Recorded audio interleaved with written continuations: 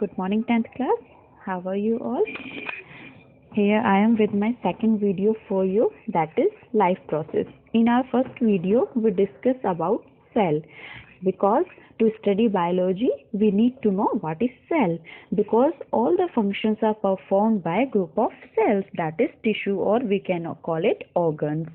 Now I am here start with my first chapter of biology, that is in 5 chapter in your book, life process. Now we discuss about what is life process.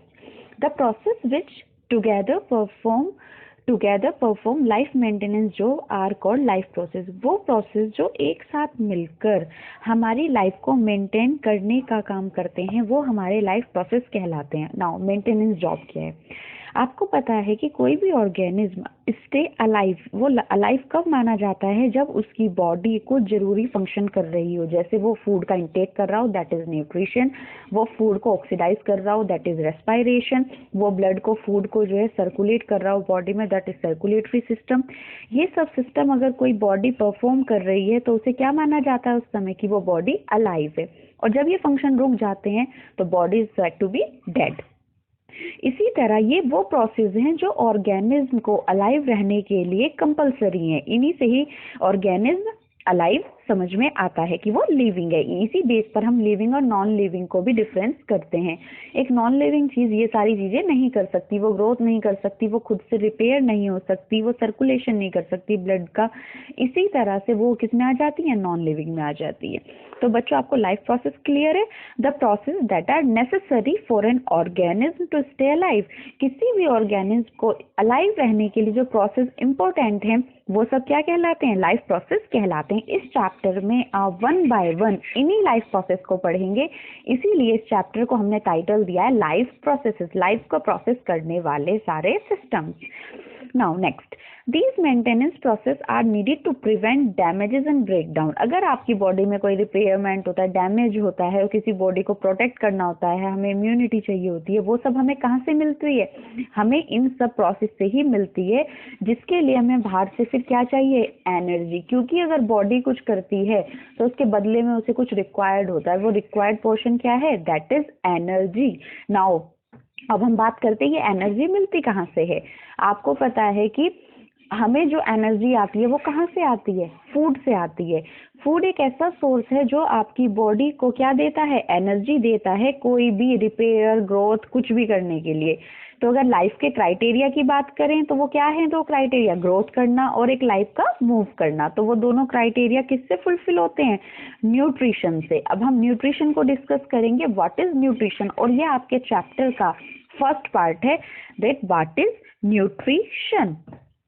The energy. अब मैंने energy की बात की थी कि हमारी body को move करने के लिए, ग्रोथ करने के लिए एक चीज की जरूरत होती है, दैट इज एनर्जी. नाउ ये एनर्जी आती कहाँ से है? The energy is transferred from the outside to the body of an organism. ये बाहर से आने वाला एक सोर्स है और बाहर से हम इसे किसी एक पर्टिकुलर सोर्स में ले रहे हैं और वो सोर्स है food. What is that? Food. And the process called nutrition. और उस पूरे प्रोसेस को, मतलब कि इनटेक ऑफ फूड, फूड का इनटेक करने को हम क्या कहेंगे? न्यूट्रिशन. अगर हम बात करें न्यूट्रिशन की डेफिनेशन की तो कह सकते हैं हम the process in which an organism take in food. वो प्रोसेस जिसमें ऑर्गेनिज्म फूड अंदर लेता है, utilise it to get energy. उसे यूटिलाइज करता है एनर्जी लेने के लिए. फॉर ग्रोथ, उससे वो ग्रोथ भी करता है. फॉर रिपेयर, उससे वो बॉडी रिपेयर भी करता है. उसके कोई प्रोटीन या बॉडी में कोई आपको चोट लग जाती है, वो सब कैसे रिपेयर होता है? वो सब हमारे न्यूट्रिशन से ही रिपेयर होता है. And maintenance etcetera. और इसके अलावा मेंटेनेंस. और फिर फूड यूटिलाइज करने के बाद जितना भी एक्सक्रीट प्रोडक्ट बचता है, एक्स्ट्रा प्रोडक्ट बचता है, उसे बॉडी, वेस्ट मटेरियल को बॉडी बाहर कर देती है by the process of excretion. तो बच्चों आपको न्यूट्रिशन क्लियर है?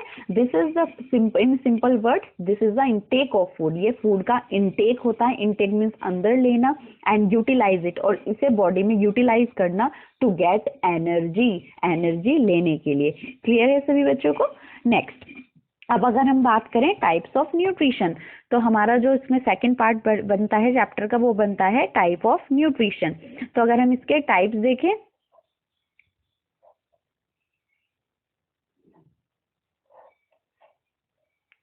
अगर हम टाइप्स की बात करते हैं तो nutrition is of two type. Basically इसे किस में डिवाइड किया है, अगर ब्रॉडली डिवीजन देखें इसका, that is autotrophic nutrition and heterotrophic nutrition. तो first one is autotrophic and second one is heterotrophic. ये हम बात 9th क्लास से इवन 8th क्लास से इस चीज के 7th में है इसका फर्स्ट वर्ड। हम तब से इन दो चीजों की बात करते आ रहे हैं कि what is autotrophic nutrition, what is heterotrophic nutrition. तो ये सब थोड़ी सी कॉमन चीजें हो चुकी हैं आपको यहाँ से पढ़ते हुए। तो अगर हम ऑटोट्रॉपिक की बात करते हैं, अब हम अपनी फर्स्ट ब्रॉड कैटेगरी में पहला टॉपिक उठाते हैं, ऑटोट्रॉपिक। ऑटो मीन्स सेल्फ, जो खुद से काम करे, और ट्रॉपिस मीन्स न्यूट्रिशन। तो कितना सिंपल बन गया, जो खुद से न्यूट्रिशन का काम करे दैट इज ऑटोट्रॉपिक न्यूट्रिशन। और ऐसा कौन करता है, आप बहुत अच्छे से जानते हैं, plants, algae, cyanobacteria, blue green algae, ये सब वो ऑर्गेनिज्म हैं जो खुद से अपना भोजन बनाते हैं, खुद से अपना फूड प्रिपेयर करते हैं बाय द प्रोसेस फोटोसिंथेसिस। कौन सा प्रोसेस है वो, photosynthesis. Photo means light, synthesis means to combine. ये सनलाइट को कंबाइन करके अपना खाना खुद से बनाते हैं, तो उसे हम कहते हैं फोटोसिंथेसिस। इसी के लिए अगर हम बात करें, ऑटोट्रॉपिक के एग्जांपल आपको पता चल गए हैं, प्लांट्स, एल्गीज, ये सब अपना खाना खुद बनाते हैं।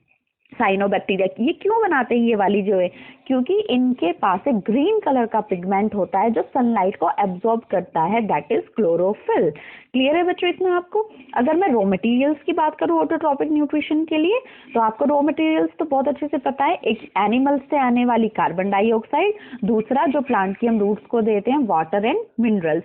ये दो रिक्वायरमेंट है जो plant as a raw material use करते हैं।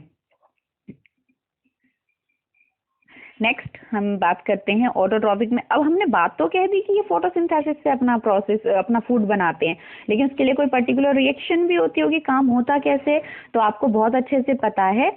6CO2, आपको पता है ये O2 लेता है, वो भी कितने मॉलिक्यूल्स उसके, 6CO2 प्लस 6H2O, क्योंकि इसको इससे क्या बनाना है, ग्लूकोज, और उसका फॉर्मूला क्या होता है, C6H12O6 प्लस ये इनके लिए एक प्रोडक्ट बाहर निकालते हैं, that is O2, that is oxygen.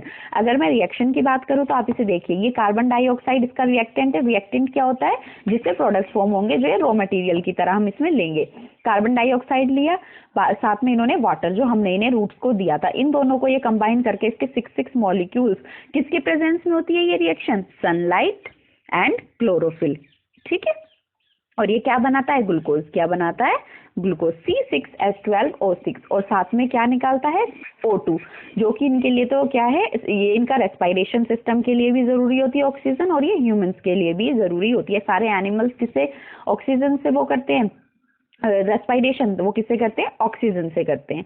ठीक है, तो अगर हम बात करते हैं अब इसकी ब्रॉड में, तो एनर्जी कन्वर्जन अगर हम देखें तो कैसे हुआ, जो सोलर एनर्जी थी वो किस में कन्वर्ट हो गई, केमिकल एनर्जी में। सनलाइट इन्होंने ली, सन हमें क्या देता है, सोलर एनर्जी, वो किस में कन्वर्ट हो गई, केमिकल एनर्जी में।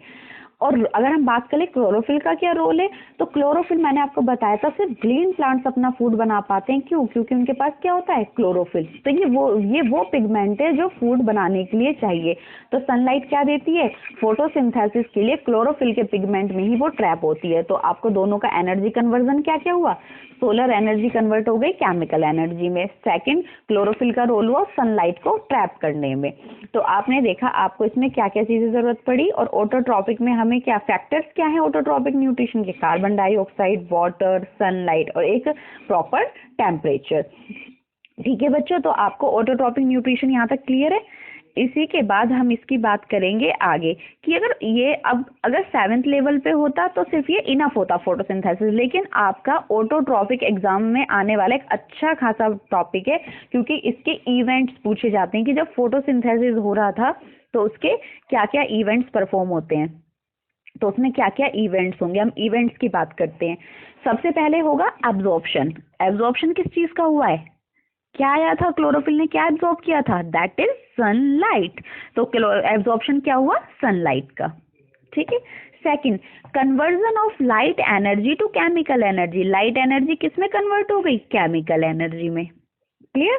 थर्ड, वाटर के जो मॉलिक्यूल थे वो स्प्लिट हो गए किस में, हाइड्रोजन एंड ऑक्सीजन में। हाइड्रोजन तो हमें कहाँ भी चाहिए, ग्लूकोज के फॉर्मूले में क्या था C6H12O6। तो हाइड्रोजन, तो आपने जो वाटर के मॉलिक्यूल दिए थे वो किस में ब्रेक डाउन हो गए, हाइड्रोजन में, ऑक्सीजन में। और लास्ट इवेंट क्या हुआ, कार्बन डाइऑक्साइड रिड्यूस हो गया किस में, रिडक्शन रिएक्शन हुई है यहाँ पे, और वो रिड्यूस हुआ है किसमें, कार्बोहाइड्रेट में, जो पूरा ग्लूकोज बना है। तो आपको पता है ग्लूकोज किसका है, कार्बोहाइड्रेट का एक कंपोनेंट है।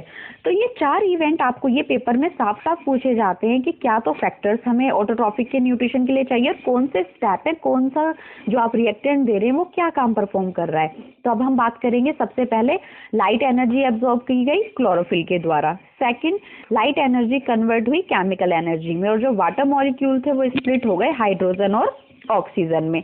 एंड थर्ड स्टेप हुआ carbon dioxide reduce to carbohydrate. Clear है बच्चों? ठीक है, इसमें अब हम बात करते हैं इसके गैसियस एक्सचेंज की। अगर हम देखें कि गैसियस एक्सचेंज क्या क्या हुआ है इसके अंदर, आपने एक तो इसने कौन सी गैस एब्जॉर्ब की थी, कार्बन डाइऑक्साइड। एनिमल्स और हमें जो इन्हें प्लांट्स को एनवायरनमेंट से मिलती है वो कौन सी गैस है, कार्बन डाइऑक्साइड। तो एक गैस क्या यूज हुई है इसमें, कार्बन। तो इसके अंदर गैस यूज्ड की बात करें दैट इज CO2, और जो इनका बाय प्रोडक्ट बन के आ रहा है गैसियस फॉर्म में वो क्या है, ऑक्सीजन। ठीक है, क्लियर है इतना? तो ये हो गया हमारा ऑटोट्रॉफिक न्यूट्रिशन। तो स्टूडेंट्स अभी मैं एक ये प्रोसेस डिस्कस कर रही हूँ, क्योंकि अगर आप इसे एनसीईआरटी से पढ़ेंगे तो ये बहुत आगे जाके तक है, जहाँ पे स्टोमेटा के गार्ड सेल्स का डायग्राम बना हुआ है वहां तक है। तो आपका आज का होमवर्क रहेगा बिल्कुल लाइन बाय लाइन आपको एनसीईआरटी को पढ़ना है, क्योंकि एनसीईआरटी इतनी अच्छी बुक है 10th क्लास के लिए, बहुत ज़्यादा। तो आप उसे वहाँ से लाइन बाय लाइन रीड करेंगे थॉरली, और अपने नोट्स प्रिपेयर करेंगे मेरे इस छोटी सी वीडियो के हेल्प से। ओके स्टूडेंट्स, कल मिलते हैं इसके असाइनमेंट के साथ। आप इसे अपना नोट्स प्रिपेयर करें। Thank you and have a nice day.